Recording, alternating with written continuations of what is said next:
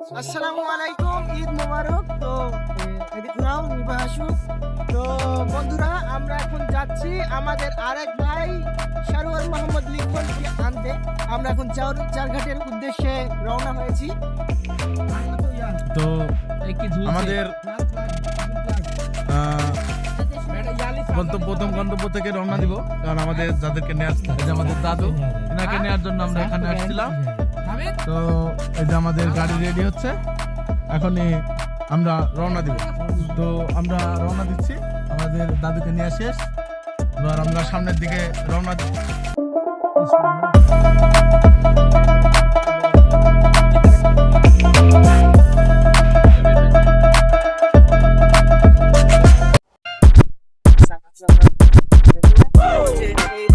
একটু আগে একটা ছাপড়ি গ্রুপ দেখলেন, সেখানে তারা চেষ্টা করেছে একই রকমের ড্রেস পরিধান করার। আসলে ড্রেস নিয়ে আমরা তেমন কিছু বলতে চাই না, আসলে হতেই পারে। কিন্তু একজনের হাতে আপনারা দেখলেন ব্যান্ডেজ করা। আসলে কাছে দিয়ে যখন আমরা গেলাম, কিছুই নাই হাতে।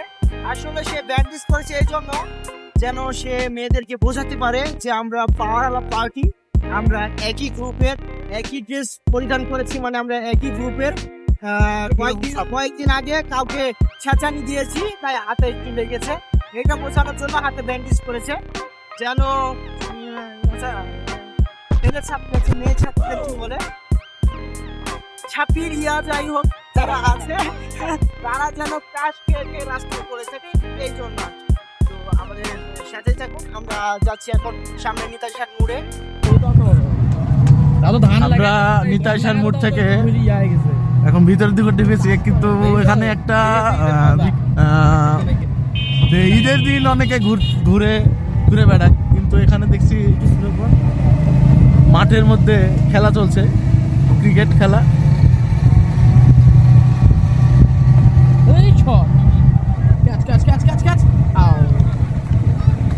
What a catch!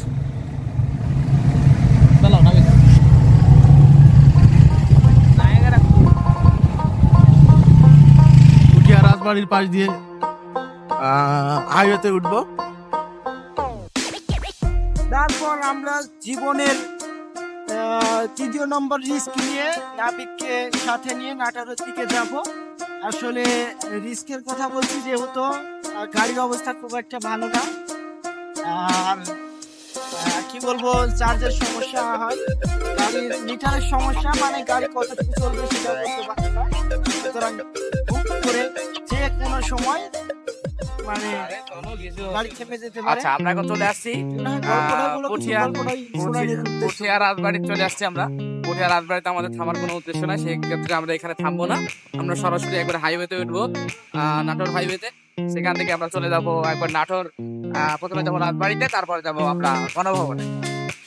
তো এখানে আমরা সামনে শিব মন্দিরের যেটা দক্ষিণের সর্বোচ্চ বড় শিব মন্দির বলা হয়, আপনারা হয়তো জানেন না, শিব যে মহাদেব হিন্দুদের, সে হচ্ছে তার ঋষি পত্নীদের সাথে অপকর্মে লিপ্ত হয়। সেই কারণে ঋষিরা তার নামে আসলে বদদোয়া করে এবং শিবের লিঙ্গ, মহাদেবের লিঙ্গ খসে পড়ে। আর সেই লিঙ্গকেই হিন্দু যে অবিবাহিত নারীরা আছে তারা তার পূজা করে। এটা হিন্দুদের আসলে মানা। আর তাদের মহাদেব যে অপকর্ম আসলে করেছে সেটাকে তারা লীলা খেলা মনে করে। আমরা ইতিমধ্যে নাটোরের কাছাকাছি প্রায় চলে আসছি। একটু সামনে নাটোর বাইপাস পাওয়া যাবে, 2 কিলোমিটার পরে নাটোর বাইপাস পাওয়া যাবে। আমরা বাইপাস দিয়ে ঢুকবো, মেন শহর দিয়ে হয়তো ঢুকবো না। মেন শহরে ঢুকা যাবে না তো, বাইরে দিয়ে না হয়তো, যাই হোক এরপর দিয়ে ঢুকবো। তারপরে আমরা সকাম করে চলে যাবো। এখনো নাটোর 11 কিলো, বহুত রাস্তা। এখানে দেখা যাচ্ছে মেলা অনুষ্ঠিত হয়েছে মনে হয়, ঈদ আনন্দ এবং বৈশাখী মেলা, ঐতিহ্যবাহী পাথরকুটি নাটোর। সুন্দর, এখানে সুন্দর সুন্দর। আমরা নাটোর শহরের মধ্যে হালকা পাতলা ভাবে প্রবেশ করে গেছি, আর বেশি দূর গন্তব্য না। আমরা প্রথমে আগে নাটোর রাজবাড়িতে যাইবো, তারপরে যাবো হচ্ছে নাটোর গণভবনে। আচ্ছা, আমার সাথে থাকুন। ভাই বারে ভাই, এমন রাস্তা ঢুকলাম, হ্যাঁ, খালি রাজরাধারের বাড়ির মতন সব। হ্যাঁ, আমরা এখন ওই যে বললাম নাটোর রাজবাড়িতে প্রথমে যাবো, তো এই উদ্দেশ্যে ঢুকেছি সেই গলির মধ্যে। আমাদের ড্রাইভার খুব সুন্দরভাবে একেবারে পুঙ্খানুপুঙ্খভাবে গাড়ি চালিয়ে নিয়ে যাচ্ছে আমাদেরকে। আমরা আসলে রানী ভবানীর আসলে রাজবাড়িতে যাচ্ছি। এটা আসলে তার নাম হচ্ছে রানী ভবানীর রাজবাড়ি। হ্যাঁ, এটা সুন্দর দিঘি, বিশাল দিঘি, কিন্তু অনেক বড় একটি দিঘি, অনেক বড় একটি দিঘি। ঠান্ডা বাতাস, গার্লফ্রেন্ড বয়ফ্রেন্ড বসে থাকার মতন বাতাস, বা সরি বউ নিয়ে বসে থাকার মতন বাতাস। তো আমরা এখানে নাটোর রাজবাড়িতে সামনে গেটে, এটা রাজবাড়ির গেট। আজকে টিকিট নেই, আজকে সবকিছু ফ্রি। তো উন্মুক্ত, সবাই ইচ্ছা মতন যাওয়া আসা করতে পারবে। এটা আবাসিক এলাকা। আমরা রাজবাড়ির ভেতরে প্রবেশ করেছি, পাশে দিঘি, খুবই মনোরম একটি পরিবেশ, মৃদু বাতাস, ঠান্ডা বাতাস।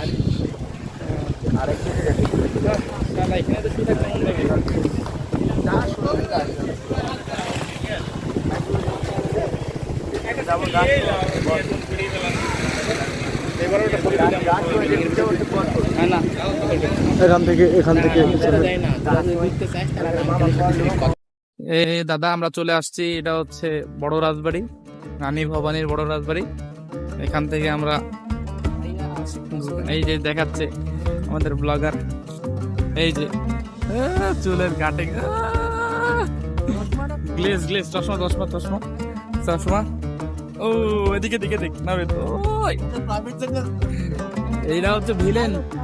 ভিলেন আপনারা চাইলে কোন এক ছবিতে নিতে পারেন। এই যে শেখ, সুদূর সৌদি আরব থেকে আগত। হ্যাঁ, তিনি এই ঈদটা আমাদের এখানেই কাটিয়েছেন। আমরা খুব সৌভাগ্যশালী যে আমরা তার সাথে ঈদটা পালন করতে পেরেছি। চলো না, ওই যাওয়া যাবে না, চলো।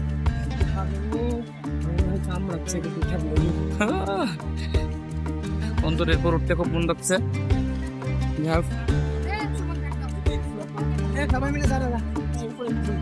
চলো, এটা হচ্ছে ওই যে রানী ভবানী যেটা রাজবাড়ি দেখলাম, ওইটার পেছন পাশে। এটা দেখতে কিন্তু অনেক বড়। পোজ পোজ।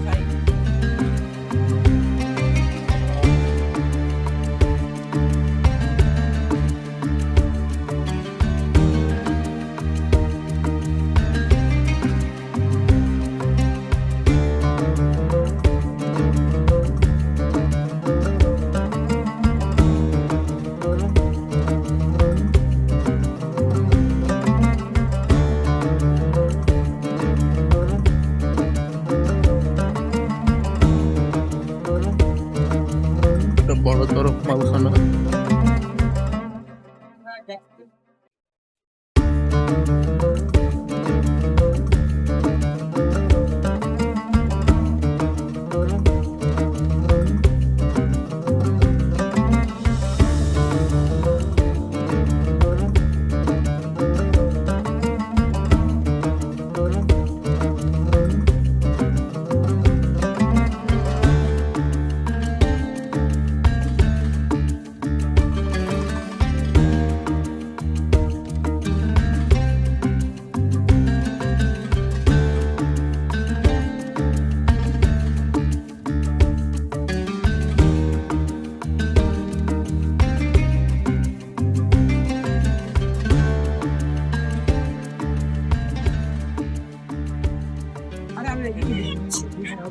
রানী ভবানী উন্মুক্ত মঞ্চ আর কি। না, এটা রানী ভবানী উন্মুক্ত মঞ্চ আর কি। এখানে মঞ্চ বা বিভিন্ন অনুষ্ঠানের জন্য করা হয়েছে। এটা বাড়ি, মানে পরিত্যক্ত ভাঙা বাড়ি।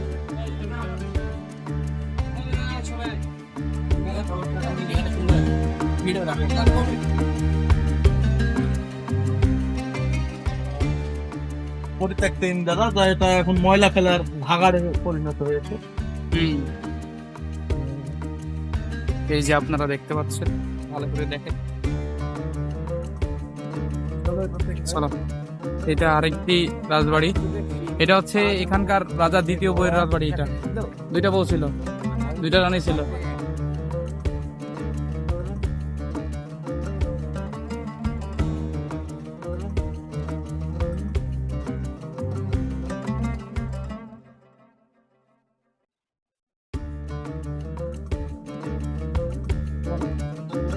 আমরা শেষ করলাম একটা জায়গাতে বেড়ানো, আবার একটু আরেকটু ঘুরিয়ে ঘুরিয়ে দেখছি বিষয়গুলা।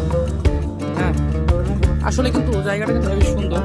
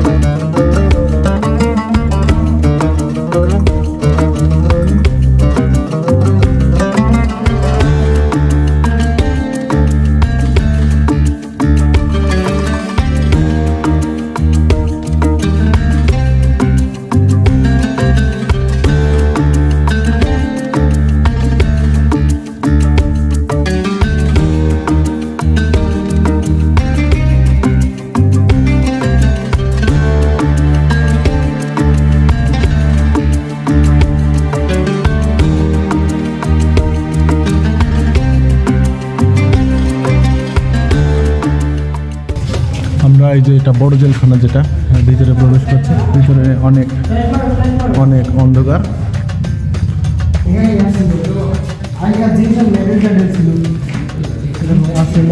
কিছু মেডেল দেখতে পাচ্ছি, আগেকার যুগে সেই পরিত্যক্ত কিছু নিদর্শন। সব কিছু ভাঙা অবস্থায় পড়ে আছে, একদম এই অন্ধকার একটি পরিবেশ। এটা সব জেলখানা ছিল সেই রাজাদের সময়ে, পুরোপুরি ভুতুড়ে একটি পরিবেশ আপনারা বলতে পারেন। এই জায়গা আরো পরিত্যক্ত অবস্থায় ছিল, এখন অনেক পরিষ্কার করেছে। কিছু বাটি দেখতে পাচ্ছি পুরাতন, দরজা ভাঙা সব পড়ে রয়েছে, পাশে জানালা। তো এখান থেকে আমরা বাহির হই, খুবই ভুতুড়ে একটি পরিবেশ, অন্ধকার।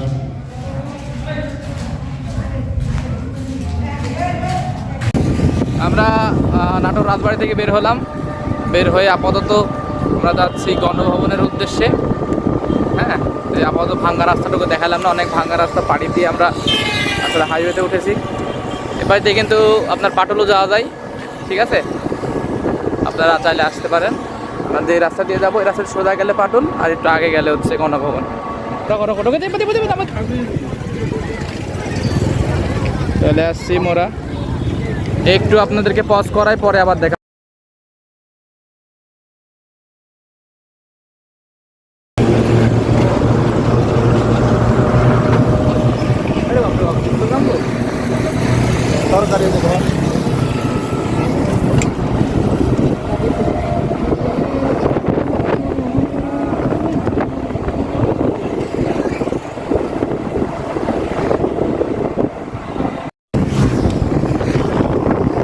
ছাত্রীরা গেল, আপনারা দেখতে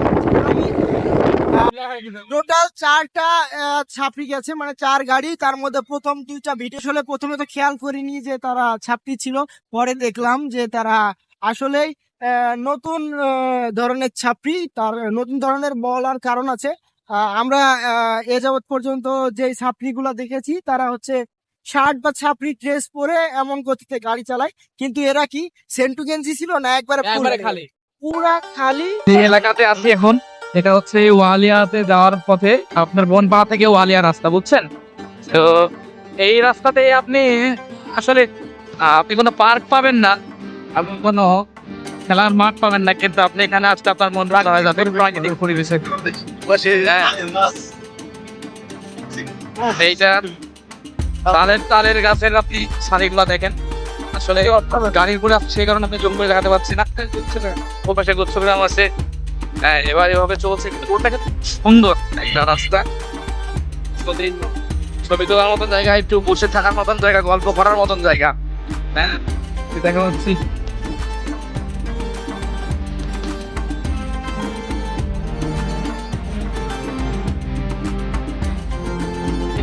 দেখলাম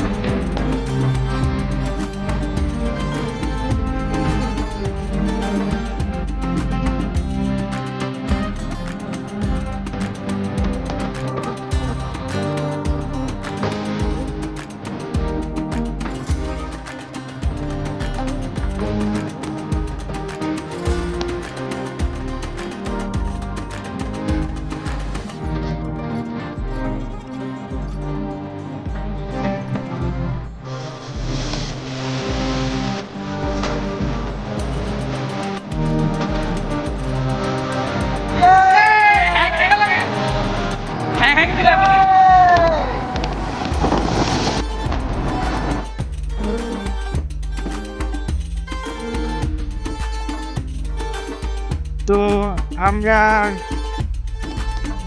আর কতটুকু রাস্তা আছে? 1.7 কিলো। আর 1.7 কিলো রাস্তা পোহালিয়া বাজারে।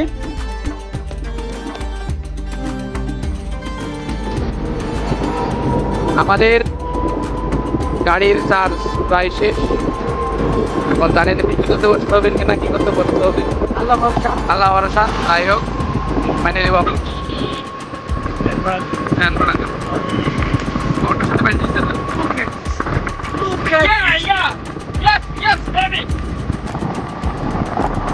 তো আমরা দেখলাম ওটা কি মেউ গাছ ছিল না কি গাছ ছিল, এই গাছই থাকতো, মানে একটা বান্দর ছিল। শুভ সন্ধ্যা, খবর বলতে পারছেন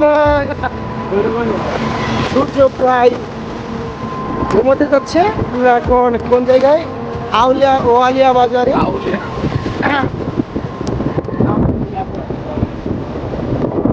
দাবানলে দেখুন কি অবস্থা হয়ে গেছে, একেবারে গম করে ছাই হয়ে গেছে। কৃষকের মাথায় হাত, কৃষকের মাথায় হাত দেখুন, মাথায় হাত দিয়ে এখন ওই ঘুমাচ্ছে, ঘোরা করা বিপদে।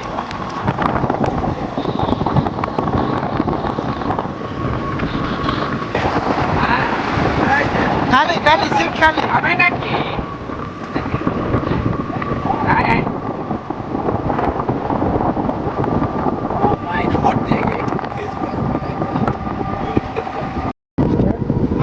বন্ধুরা, আমার পিছে ছাত্রীদের যে অংশটা আপনারা দেখতে পেলেন তারা হলো ছাত্রী 3.0।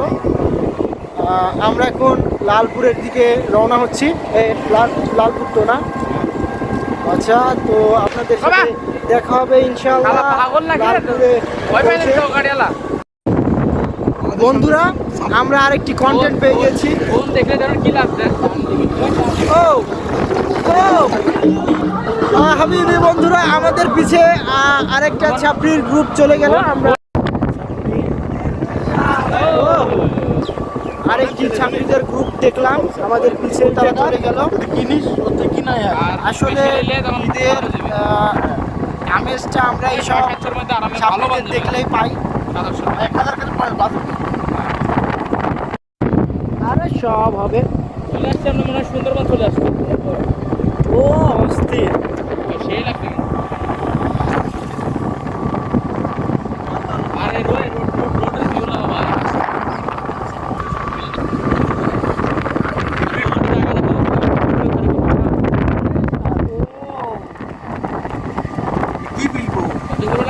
ভাই রাইটে আসছে ওরকম নাচা গানা ভাই। এই যে আপনারা দেখে রাখেন, ভবিষ্যতে আমাকে এমন খুঁটির ওপরে উঠে ঝুলতে হতে পারে। ইনশাআল্লাহ আমি প্রথম খুঁটিতে উঠে একটি সেলফি নিব। আল্লাহ যদি আমার হায়াত দান করে তাহলে আমি আপলোড করতে পারবো। আর যদি মানে কপাল খারাপ থাকে তাহলে আমি আপলোড হয়ে যাবো।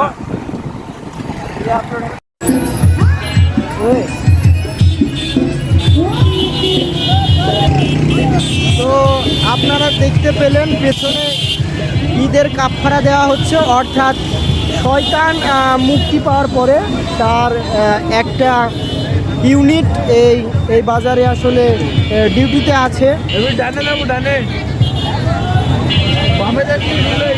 আমরা এখন লালপুর বাজারে আমাদের ও মা গো ও আল্লাহ, ছাপড়িদের মধ্যে আমরা টপ ছাপড়ি গ্রুপ পেয়ে গিয়েছি। আপনারা আমাদের পিছনে যে ছাপড়ি গ্রুপটা দিলেন, আমরা র্যাঙ্কিংয়ে তাকে 1 নম্বরে রাখার চেষ্টা করব। লিখন ভাই, এই ছাপড়ি গ্রুপকে আপনি 10 নম্বরে কত মার্কিং করবেন? আমি আসলে দেখতে পাইনি, দেখতে পাইলে হয়তো দিতাম, কিন্তু যেহেতু মাইক ভাড়া করে নিয়ে আসছে, হ্যাঁ 10-এর মধ্যে তাকে তো 9 দেওয়াই যায়। আচ্ছা, অনেক ভাইয়া আপনি কত দিবেন? 8.5। 8.5। আচ্ছা, নিউ ভাইয়া আপনি কত দিবেন? নিবু ভাইয়া আপনি কত দিবেন? ওই যে ছাপড়ি যেটা যে মাইক গ্রুপ ছিল আর কি একটু আগে, আপনি ওটাকে কত মার্ক? হ্যাঁ 10 কত? 9.9। আচ্ছা ঠিক আছে, আরো বলি 9.9.999। ও প্লাস প্লাস প্লাস প্লাস। আচ্ছা নাবিদ আপনি কত দিবেন? 10-এ? 10-এ 10 দিয়ে দিতে। আচ্ছা 10-এ 10। তো সুতরাং আমি এখনো মার্কিং করিনি। মার্কিং করি তাহলে সেক্ষেত্রে একে যাওয়ার কথা। কারণ আমি ও ও ও ও ও ও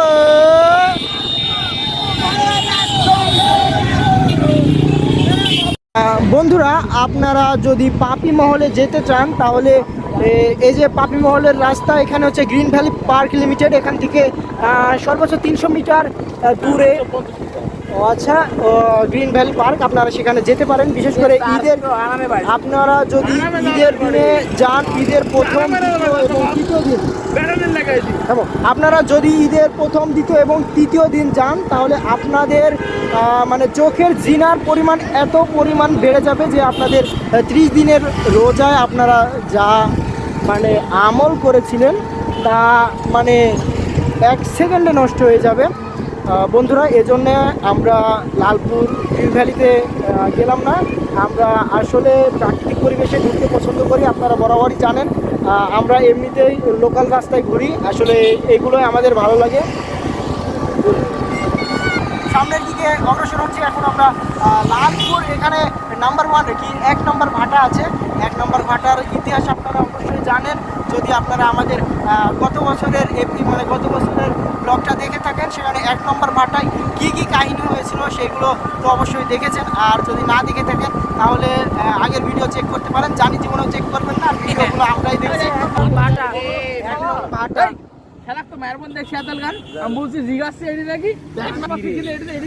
তো আমরা রাস্তা চিনার লাগে ভাটাকে মনে রেখেছি 1 নম্বর ভাটা। ও 1 নম্বর না, মানে 1 নম্বর। আল্লাহ, এবির আমার মুখ তার জীবনে ঠেকা রাখতে পারবো না ভাই। দুনিয়াত কোনো শক্তি নাই যে আমার মুখ থেকে রাখতে তুই যা বন্ধুরা আমার এই যে হারান ভাইরে যে মুখ চাপিছে ওই যে মুততে গেল কলা ধারে ব্যাপার এই দেখেন ছাপড়ি দেখেন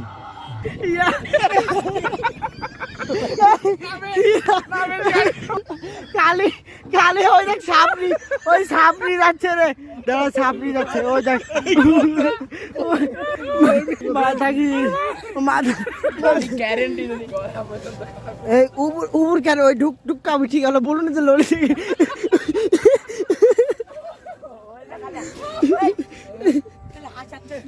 আজকে আমরা জীবনের প্রিমিয়াম সাবস্ক্রিপশন কিনেছি এই জন্য আমাদের ভয় প্রায় নাই।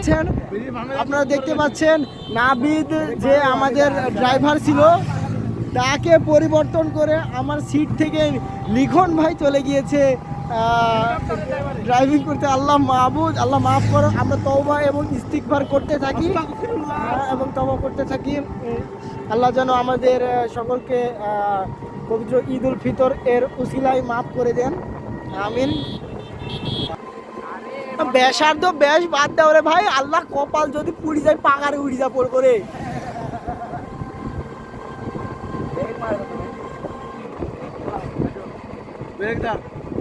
আমি চালাবো তো নিবু ভাইয়া আমার উড়ি বাপরে সর্বনাশ ব্রেক। নিবু ভাইয়া আসলে আমার মুখের মধ্যে তরমুজ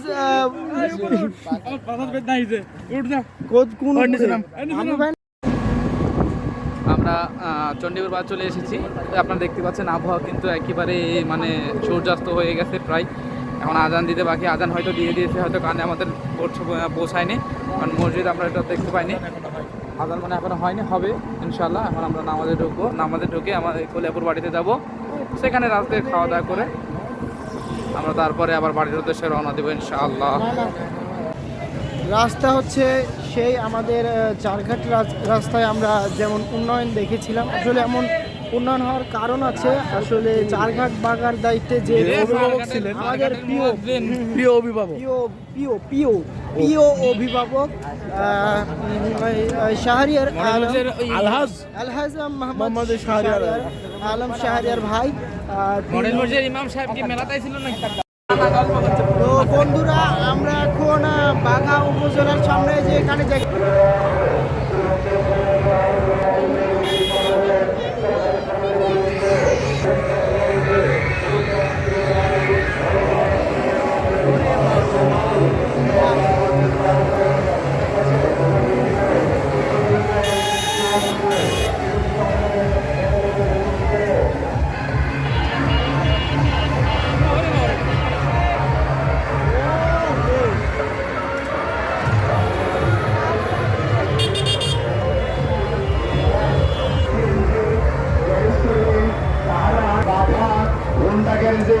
চলে আসুন, প্রচার মাইক লক্ষ্য করে চলে আসুন। বাঘা হাই স্কুল গেটের সামনে চলে আসুন। বাঘা হোন্ডা গ্যারেজ, নিরাপদ সাইকেল হোন্ডা গ্যারেজ মেলায় আগত আমাদের বাঘা ঐতিহাসিক। ও আল্লাহ আস্তাগফিরুল্লাহ। তো আমরা আমাদের পিছে যেটা দেখলাম আসলে অস্বাভাবিক কিছু না। ওইখানে আসলে ইবলিশ তার মেন যে ইউনিটটা আছে তার 3-4টা ইউনিট ওখানে ডিউটিতে আছে, আর এই কারণেই ওখানে এত অশ্লীলতা আর পাপ হচ্ছে।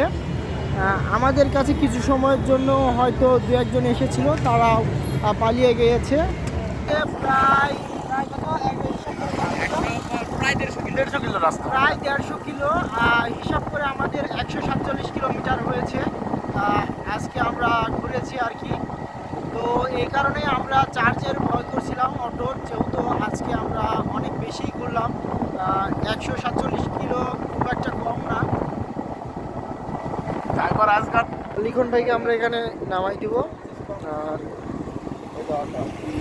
দেখা যাক কালকে লিখন ভাইয়ের সাথে আবার ঘোরা হবে ইনশাআল্লাহ। তো এখন 9টা বেজে গেছে। আমরা যাত্রা শুরু করেছিলাম 10টার একটু আগে, অনেক ভাইয়া 10টার একটু আগে না, আমরা 10টার একটু আগে আমাদের যাত্রা শুরু করি। এখন 9টা বেজে গেছে, অর্থাৎ আমরা প্রায় 11 ঘন্টা সফর করেছি। আসলে শরীর অনেক ক্লান্ত, বিশেষ করে নাবিদ, তাকে আসলে আন্তরিকভাবে ধন্যবাদ দেওয়ার দরকার। তার কারণ সে এই 11 ঘন্টা যে এত সুন্দরভাবে সূক্ষ্মভাবে গাড়ি চালিয়েছে, কিন্তু আফসোস এবং দুঃখ আমরা তার জন্য কোনো শাশুড়ি খুঁজে পাইনি। আপনারা বেশি বেশি করে তার জন্য দোয়া করবেন।